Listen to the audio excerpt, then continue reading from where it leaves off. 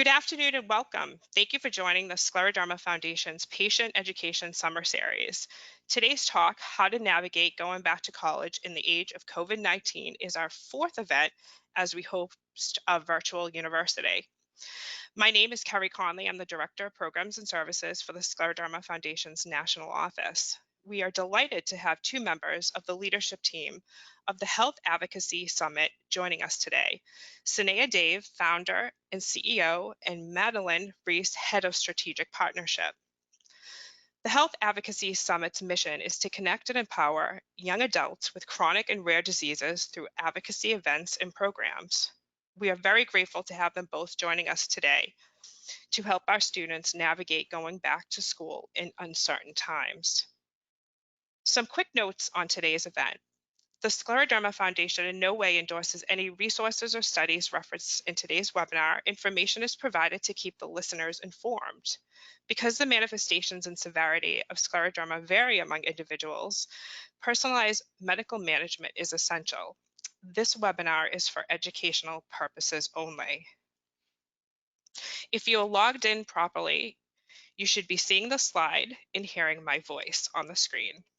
If you have dialed into the event by phone, please turn your computer microphone down to avoid any sound feedback. Today's webinar is being recorded and will be made available after its broadcast. We encourage attendees to use the question chat feature opportunity on the sidebar. Team members from the National Office will host a question and answer segment at the end of the presentation. Please note, we will do our very best to get through everyone's questions. So let's get started. I am delighted to introduce today's speakers. First, a little bit about Sneha Dave. As a college freshman, Sneha founded the Health Advocacy Summit and the Crohn's and Colitis Young Adults Network, originally a nonprofit that Sneha had since transformed into an online platform and international fellowship program to connect young adults with inflammatory bowel diseases around the world. Sneha advocates with the United Nations for the third Sustainable Development Goal, good health and well-being. She writes for media platforms such as US News and World Report and has been published by the Mayo Clinic and Center for Health Journalism. Joining Sneha today is Madeline Reese. Madeline is originally from New York. She received her bachelor's degree in political science from the University of Central Florida. She moved to DC to work on her master's in political communications through the School of Public Affairs at American University. Madeline had her first surgery at 18 months old and has been a chronic illness patient her entire life.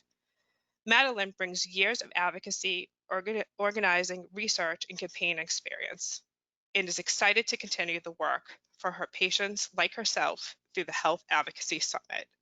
Thank you for joining us, Sneha and Madeline. Yeah, thank you so much for having us. Yeah, thank you so much. We're really excited. So yeah, I think maybe I'll get started. This is Sneha, by the way, and I'll share a little bit more about myself and what we do at Health Advocacy Summit, and then I'll turn it over to Maddie as well to do the same. So my name is Sneha. I just graduated from Indiana University a couple of months ago, and I've lived with the chronic condition since I was 6 years old. And since I've had a few major surgeries that really impacted my schooling, especially in middle school, high school, and throughout college, as I was diagnosed with an additional rare disease. And so the idea behind the Health Advocacy Summit is to really focus on the age group of adolescents to young adults, so those who are around 13 to 30 who live with these lifelong and for the most part often very non-visible illnesses. And so we're working on various resources and events to keep these young adults connected and give them tools and resources to enter adulthood. So in the past, we very much focused on actual in-person events, but of course with the advent of COVID-19, we've switched a little bit to doing weekly virtual meetings, and we have a huge international summit coming up on August 8th. But one of the other things that we've done is developed some campaigns, one being the Keep High Risk Students Safe campaign, because as some of you on the call might know, and those of you who are listening to the recording might be aware that for the most part, a lot of colleges and universities have not had a lot of conversation surrounding what high-risk students might need, or really incorporating high-risk students in the conversation for the fall and spring semester this upcoming year. So we developed templates and resources, and I'll have Maddie touch on that a little bit more. But Maddie, do you want to introduce yourself some more? Yeah, sure. My name is Maddie, and I am finishing up my master's degree at American University in Washington, D.C. I've been working really closely with Sneha and the Health Advocacy Summit to create campaigns around, such as our Going Back to School campaign. And I'm just really excited to be a part of all this and to help other young adults be able to navigate this global pandemic that we're in. So I'm happy to be here. Yeah, and just to echo, Maddie is really an education expert, I'd say.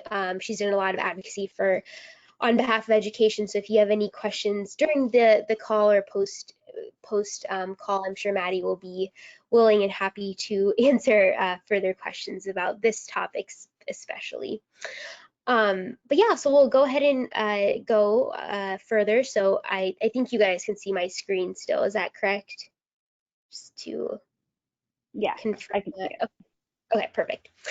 Awesome. So yeah, so we facilitate advocacy events. Currently, pre-pandemic, we were in 6 or 7 different states. However, now we've done a lot of US-based and international programming as well. And we can send these slides after. I think I won't necessarily go into these videos, but we made videos about our California and Indiana summits that you can definitely tune into as well. So we focus on different core topics, such as navigating the education system is a really big one of ours, healthcare policy and legislative initiatives, just different topics that really encompass the holistic aspect of growing up with a chronic disease.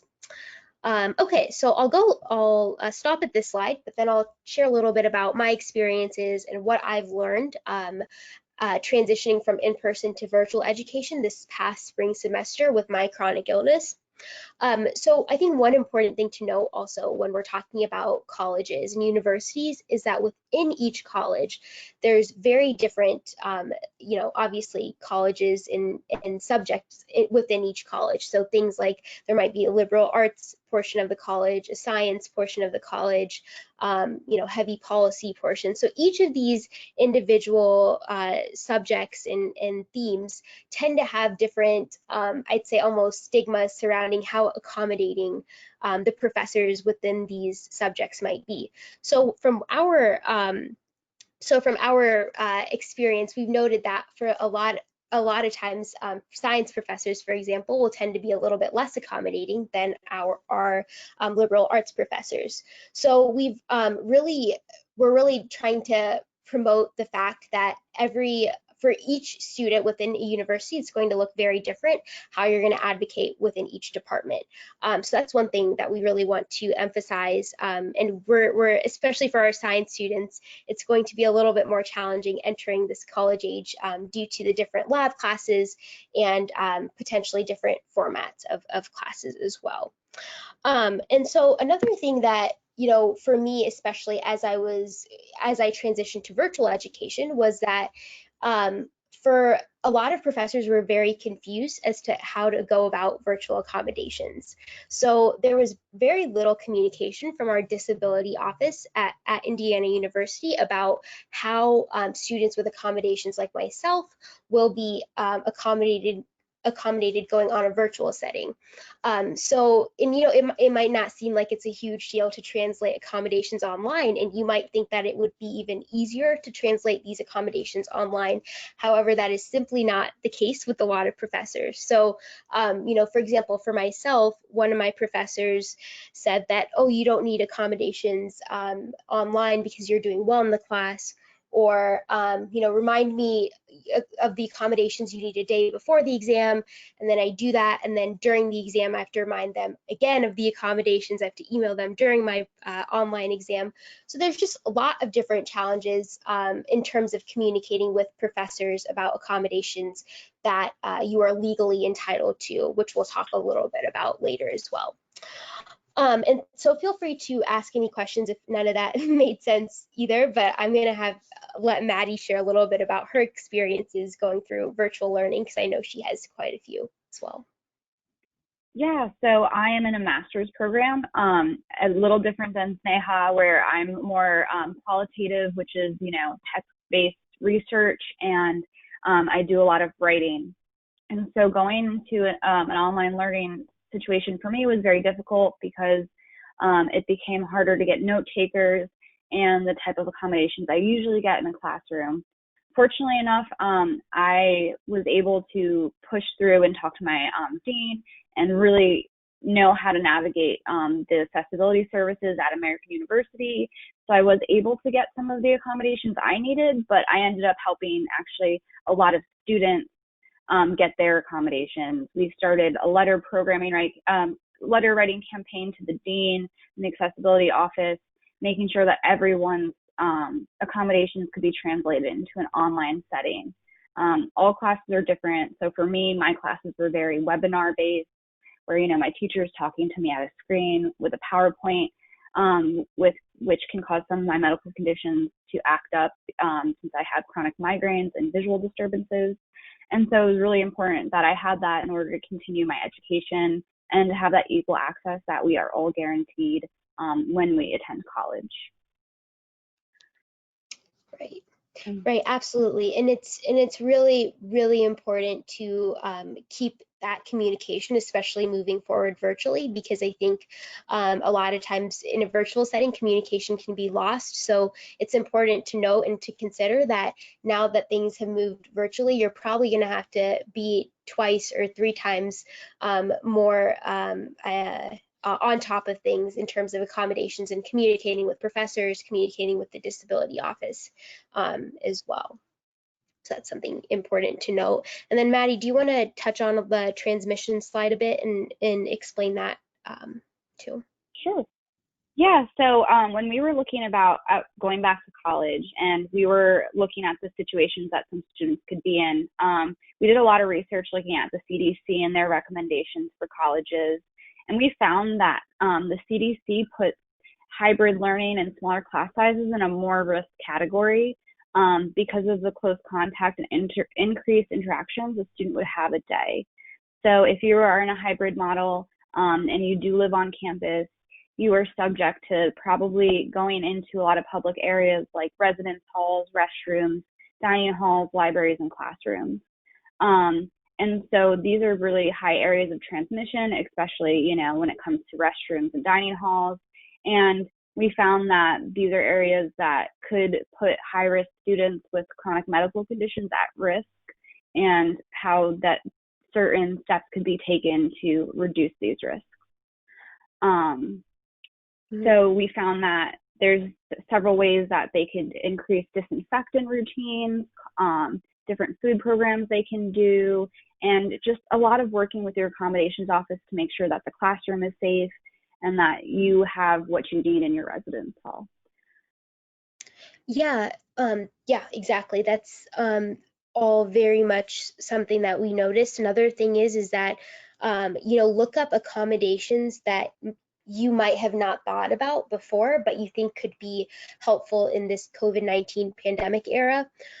So for example, dining halls is probably not going to be the safest place for any student to really go, because unfortunately, if there's not enough control in place, students are going to be walking everywhere. They're going to be meeting with their friends. So things like, requesting maybe boxed lunches, or times where you can go earlier than when the dining hall actually opens, are all things that are all reasonable accommodations that you should be able to get as part of your university. So, just thinking a little bit creatively, depending on where your college is at and depending on what protocols they have in place as well. So, yeah. Awesome. Maddie, anything to add on the transmission slide, or should we go ahead? No, I think you're good and touched on some really good points about broadening your accommodations. And Absolutely. Cool. Great. Okay, so I think, another huge thing that we're urging people to right now is to make a plan early and do it as soon as possible. So there's lots of different ways that this fall semester can go at the very least. So this fall semester is very much going to be an experimental semester, I think, for a lot of colleges, especially for those that are hybrid and for those that are fully in person. And so we are urging everyone to talk to their specialist, to their primary doctor in order to develop a plan that's best suited for them. So if they don't feel like going or doing a hybrid model will be an appropriate situation depending on the particular chronic illness or the severity of the chronic illness, then it's really, really important to talk to your medical professional as soon as possible, because your medical professional might be able to provide documentation so that your school has to accommodate an online setting and a virtual setting as well. yeah.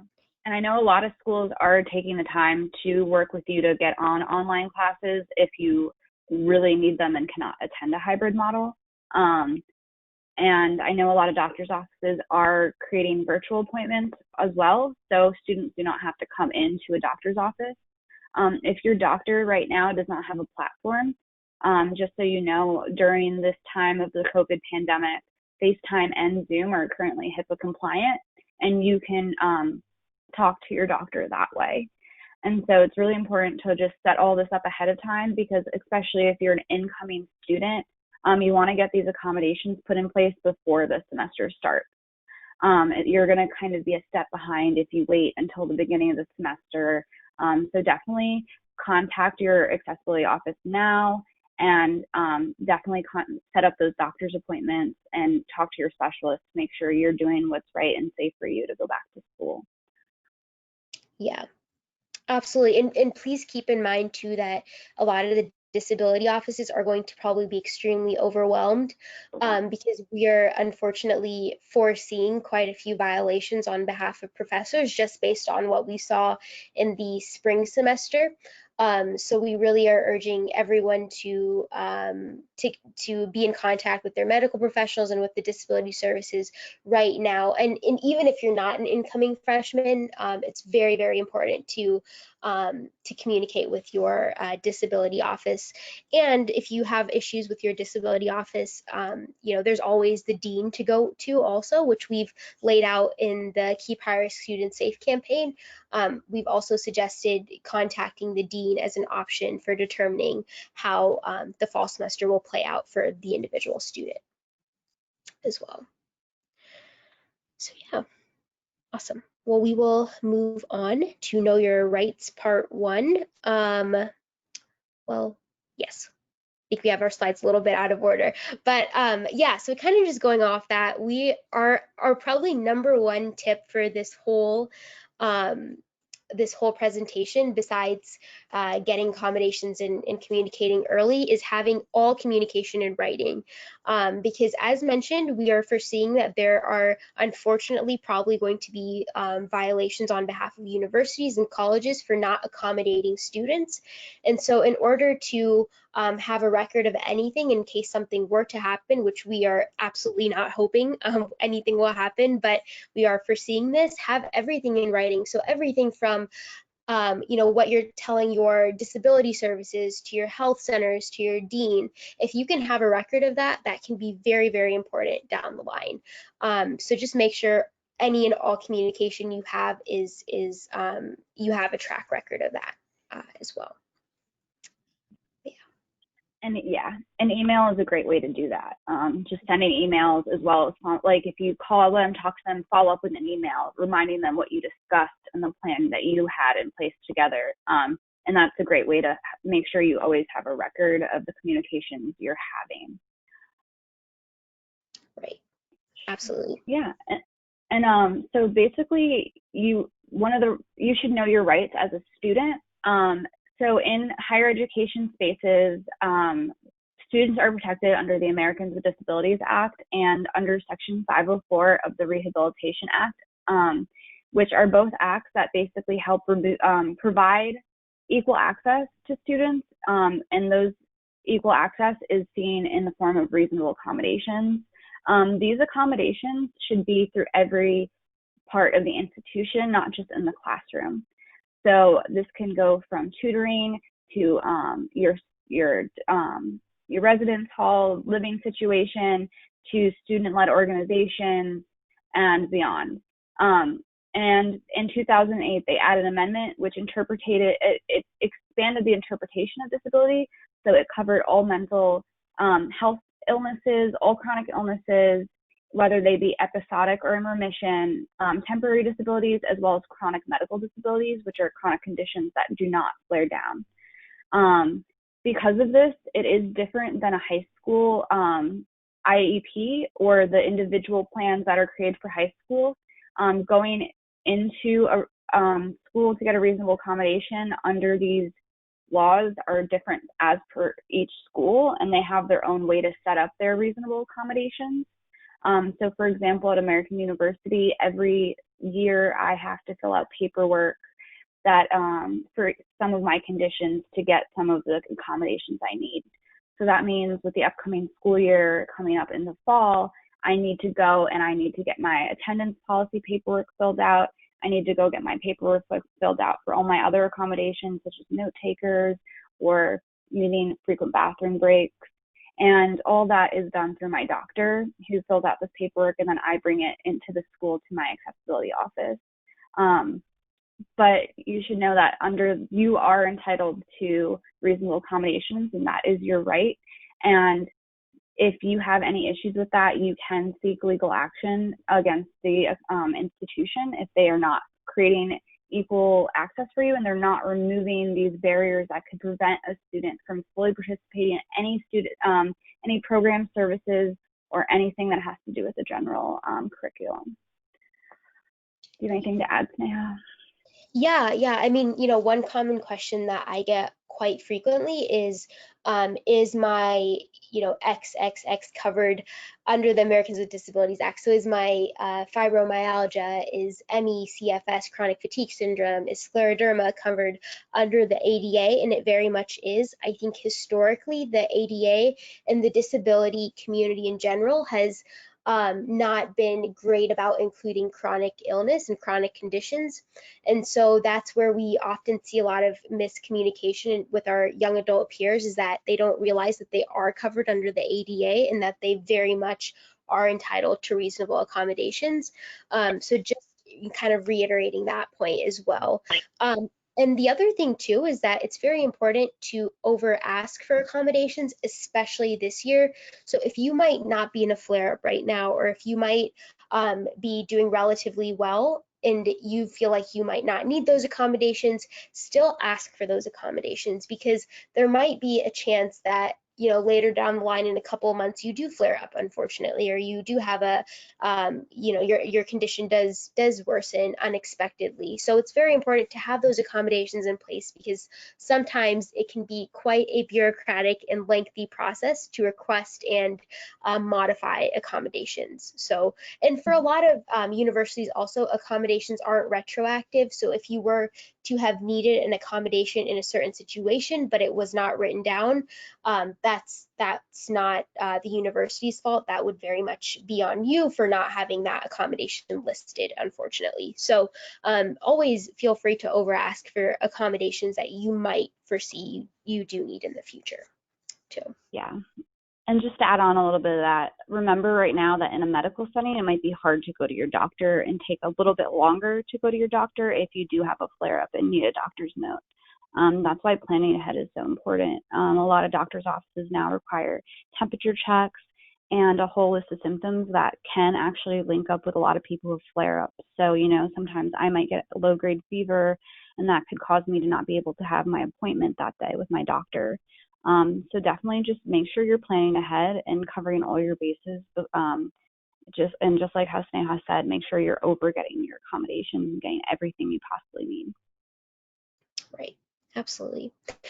Yeah, I think I haven't been doing such a great job with the slides. But yeah, I mean, I think these are basically our conclusions and recommendations is to be in communication as much as possible, reach out, and we very much at Health Advocacy Summit, we have compiled some really great resources, and Maddie has really led that to ensure that you know how to communicate, because it's, I mean, you know, we can talk here for a long time about accommodations and communicating, but sometimes it can be really intimidating to do so, and it can be really confusing within an individual college as to how to do so. So we are hoping that the templates that we've created are helpful in helping you be proactive about this upcoming fall semester as well. Yeah.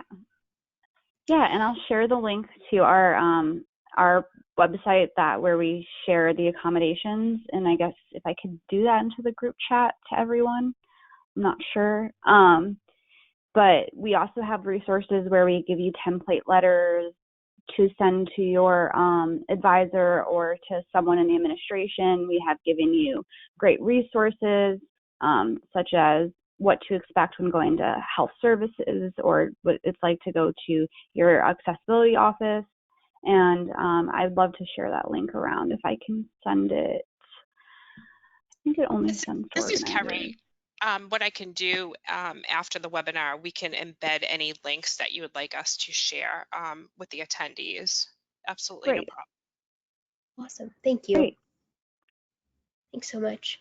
Yeah, well, I think that's basically it then. If any of you guys have any questions at all, we're happy to answer them either now or in the future. You can reach out to us through our website as well. And we have an email address on the Keep Higher Students Safe campaign in case you are to have any other questions. And we are also releasing a couple of resources with the American College Health Association, which hopefully should be out later this week or early next week. So be on the lookout for those as well. Yeah, it does look like a few attendees have taken the opportunity to ask a few questions. So we do have the national team office members, David Murad, Director of Chapter Relations, and Angel Soto, Programs and Services Associate, here to facilitate our question and answer segment.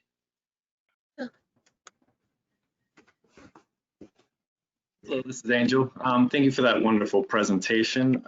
So we do have a few questions. The first question is, as an incoming freshman that's never navigated any of these disability services, how do I start? Does every school offer the same services? Yeah, Maddie, do you want to take that, or would you like? Okay. So every school has to offer disabilities or accessibility services. It's basically any school that takes federal funding, which all schools take financial aid. They are legally obligated by federal law to offer reasonable accommodations to their students. So your school should have an accommodations process. I don't know if you're an incoming freshman, I would if you're talking to your academic advisor, I would ask them where to go for that, or I would look up on your school's website or through Google, your school's name, accessibility services, or your school's name and disability services. They kind of go between two names sometimes, and so that's a great resource, and they would be happy to help talk to you before you start your semester. And if you find any issues reaching out to them or don't find them, I suggest that you reach out to your dean of students, who could also help you become in contact with them and push your case along. Do you have anything to add, Sneha? Yeah, no, I think that's all really great, and you made a good point, Maddie, in that sometimes, especially some of the smaller schools have different names for their disability office. So sometimes they might be called something like accessibility office or something with the name accessible, which for a lot of people with chronic conditions, including myself, I haven't really heard the word accessible a lot as it pertains to my chronic condition. When I think accessible personally, I think more of a wheelchair user, so more of a visible disability just personally. So I think it's important to know that offices are called very different names, and sometimes also some of the disability offices might be merged with like the health center or a different office as well. So depending on the size of the university, the disability office might be merged with other offices as well. Hopefully not, but that could be the case. Yeah. Thank you. This is David. I have a question someone's asked is, how do you find an accommodation counselor? Yeah. So I guess Maddie, do you want to take that, or would you like to? So usually schools have an accessibility counselor who they offer for you through accessibility services. I know that there are some some independent people who help do the transition over to college, but it's not from high school to college, but it's not necessarily needed if you can find them yourself. So usually through the college, you reach out to the accessibility services and they will team you up with an accessibility counselor. So when I started my graduate program, I reached out to my disability services and they put me in contact with a woman who would be my accessibility counselor for the rest of my 2 years in my master's program. And so I worked closely with her, and that was basically something that my college did for me. Mm-hmm. Yeah, and colleges are supposed to help facilitate that. That's very much on them. However, if you are having lots of challenges, there are vocational rehabilitation counselors that might be able to help guide you specifically through the process. There's some private voc rehab counselors, but there are also some funded by each state government as well, which depending on where you live, you might not be able to get access to a voc rehab counselor through the state government. But yeah, so yeah, if you're having a lot of issues, there are some private consulting firms that are willing to help you, but that very much should be on your college to help you facilitate that. Thank you. Next question is, what if I feel that my needs aren't being met or that my disability service center is dragging their feet with my accommodations? Who do I contact first? Is it my professors, my dean? Where should I go? I would recommend reaching out to your dean. The dean is the person, or the dean of students is usually who I reach out to, and they have the authority to help you with that. And when you do reach out to your dean, I think it's very important that you let them know that you are aware of your rights under the American with Disabilities Act and Section 504 of the Rehabilitation Act. And that's who you can go to for, and if you do not feel you're being reasonably accommodated. I would also continually, as we said earlier, keep records of all these communications, because they will be very important to show that you have been reaching out and that you have been making an effort to get your needs met. If you feel comfortable talking to your professors, I would definitely get a couple professors on your side and have them as well reach out to the accessibility office if they too feel that things aren't being met and they can be used as an ally. That would also be great.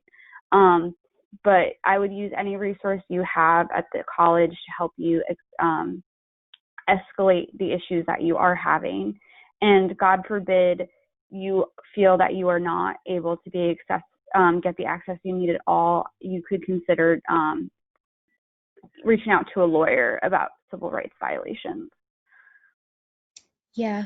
Yeah, and actually, just to add on to that, that was all really great. I think the Office of Civil Rights has resources for, I believe, I'm not 100% positive about that, but I believe that they're developing resources for students as they enter into college about how they can go about reporting violations as well. So you do have access to that. You might have to individually look into that a little bit more, because I have personally not looked into that, but I've heard that that's been happening as well. Yeah, and if your school has a law clinic, usually that's another place you could go for legal advice as well. So I go to American University in Washington, D.C., and we actually have a disabilities law clinic. They have a bigger law clinic that's for everyone, but they do help with disability related cases, and law clinics are also great places to go if you feel that your rights aren't being met on your campus. Mm-hmm. Yeah. question. Is it possible or reasonable to find out what cleaning and disinfectant products are used in my school's public spaces, perhaps for like a breathing sensitivity? Yeah, that is definitely a reasonable accommodation to ask about their cleaning practices and what disinfectants they're using. I know that even the CDC has guidelines about like what hand sanitizer should be used. You know, it needs to be 60% alcohol. And so you do have the right to reach out to them and ask them, especially if you have sensitivity to chemicals or smells. This is going to be really important to probably reach out to your school about, especially because a lot of them are increasing their cleaning procedures and how often they disinfect surfaces. And so I would reach out to your school. I'm not exactly sure who facilitates that. Usually it's a facilities manager and who oversees those types of things. But your dean of students should be able to help you out with that, or your accessibility office. And if they can't, they will hopefully direct you to the correct person who would be able to. Yeah, that's great. That's great. And I mean, yeah, exactly. I think reaching out for these specific questions is so important. And that's such a great question that you asked, because I think that's something that a lot of places don't realize, that there are quite a few people that do have pretty severe sensitivities to a lot of these harsh cleaning supplies, me being one of them. So I understand that concern quite a bit. So yeah, I mean, I would recommend reaching out as soon as possible. So once again, after this call tomorrow, to be able to find answers to all these questions. And another, resource might be your RA as well. If you're living in the dorms, definitely be in touch with your RA about your condition if you feel comfortable disclosing, but more so your accommodations and kind of how maybe they could help facilitate social distancing even more, because we're worried on our end on that there's going to be a lot of mandates of social distancing, mask wearing, but there's going to be quite a few violations of that, especially in living quarters in non-classroom settings. So those are really great questions, and you should definitely feel free to continue asking them. Thank you. Another question is, as an incoming freshman on IEP, should I just submit that IEP to my disability service center, or am I going to have to start everything from scratch? You're most likely some might take it, but most likely you're going to have to start from scratch. The process is not as in depth as an IEP. It's basically usually you just sit down with the counselor, or you talk to the counselor, and they give you a menu of the type of accommodations they offer, and then you go to your doctor and get paperwork filled out. Sometimes colleges don't even require additional paperwork if they get your IEP, but most do want paperwork filled out from your doctor. So it is a little different, and it's not as an individualized plan in college as it would be from your high school.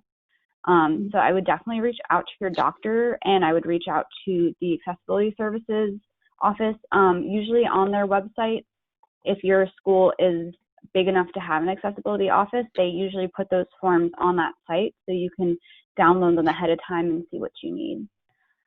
Mm-hmm.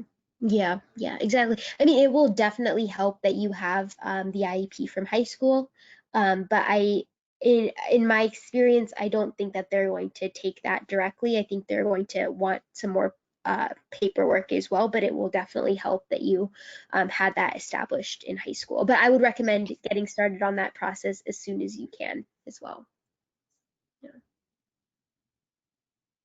I've got a two-part question. Is so what? Who had? Let me rephrase this. Whose policies take precedence? The CDC, the state, the county, the university, whatever the governing body is. That's one part, and then the other is, are accommodations protected by Hipaa? I believe that your public health department is the one that basically has the most oversight over your college, but the college definitely is as an institution, they get to make their safety parameters and their back to school plans. And so it's a little of a gray area, especially because there's federal laws that protect you as a student, not just with Hipaa, but also with ADA and Section 504. And so as long as those school plans aren't violating your rights, they can keep the process that they're doing the way they're doing it. But once it becomes an issue of your rights, that's when federal law would take precedent. I'm not sure about Hipaa exactly. Sneha, are you a little more familiar with Hipaa than I am? Yeah, so the way that it works with accommodations is that you have to tell your professors your accommodations, but you don't have to tell your professors, for example, what disability you have, because that's not required, and that's completely your right to disclose to your professor that I have ulcerative colitis or that I have scleroderma or diabetes. They just have to know your accommodations, but your accommodations are not something that like anyone can access. If that was your question, it is very much protected. I don't know if it's protected specifically if that's through Hipaa, but I know that your disability is very much protected by the office, but your accommodations should be told to your professors, if that makes sense at all.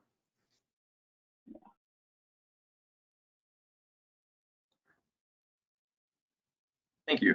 So we've got just 2 more questions. One is, if your college is private and does not receive federal funding, does it still have to have an accommodation center? All colleges, I believe all private colleges should also have accommodation center. They might not take federal funding in the form of grants, but if they take financial aid from students, then they definitely have to adhere to federal laws. So I have the majority of colleges, I don't think I've come across any colleges that do not have an accessibility office or a system set up to create accommodations for students. Yeah, completely agree with that. And I think in my opinion, in my experience, it seems like some of the smaller colleges tend to have better accommodation services than the bigger colleges like Indiana University, for example, which has so many students and so many students with disabilities who come through the office. So that's also something to consider if you haven't applied to college yet, if you'd like a smaller college experience or a larger college experience, because from what I've seen, it seems like smaller colleges tend to be a lot more personalized and individualized with accommodations. That does not hold true for all small colleges, but it seems to be very much the case. And like Maddie said, I have not come across any college or university that has not had some form of accessibility office. Perfect. So just as we wrap up the question and answer section, there were a few folks that were curious about the templates that you had mentioned earlier, and just what are some of these templates and how can they use them? Mm-hmm. Sure. So we have a template email that you can, as an incoming student, you can send to your accessibility office, your academic advisor, or your program head. And we have made 2 Google Docs, one for incoming students and one for returning students, where we give you a template email where basically all you have to do is enter your name and your program and your semester into this email. And we kind of give you a whole little list of questions that you can ask, such as, if my care team advises me it's unsafe to attend in-person classes, what are you going to do for me instead?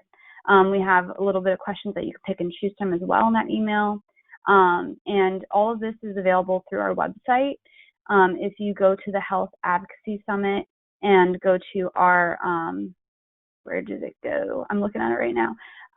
If you go to our campaigns, this is under our How to Navigate College campaign. And so we also have a searchable list of colleges, so you can look up their plans.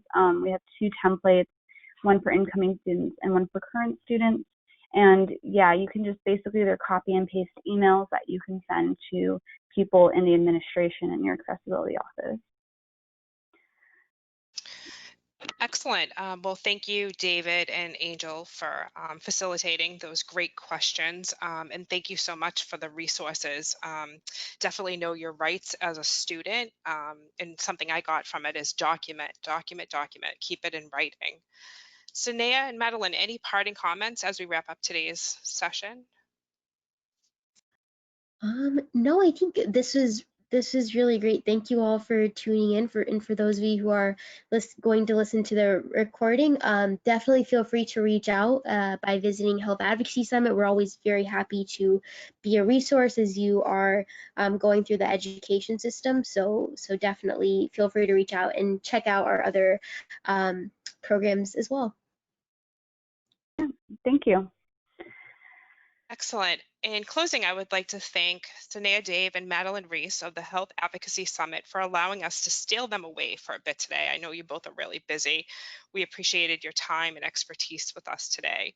Thank you, our attendees that logged in or dialed in today, and a special thanks to our Diamond National sponsors, Actelion Pharmaceuticals US and Boehringer Ingelheim, and our corporate sponsors, Corbus Pharmaceuticals. We will be hosting these summer series webinars weekly. Next Wednesday, August 5th, I can't believe it's August already, we will be having Dr. Jerry Molitor, Associate Professor of Medicine in the Division of Rheumatic and Autoimmune Diseases at the University of Minnesota Medical School, speaking on lung involvement in scleroderma. Please stay connected with us through our website, scleroderma.org, and social media outlets to stay informed of our virtual university patient education summer series, as well as all of our great chapter virtual events happening across the country. As well, please check out and stay tuned to all the Health Advocacy Summit's great work. They seem to have a number of great templates. I love following them to see all the great work that they're doing. This will conclude today's webinar. Be well and have a great day.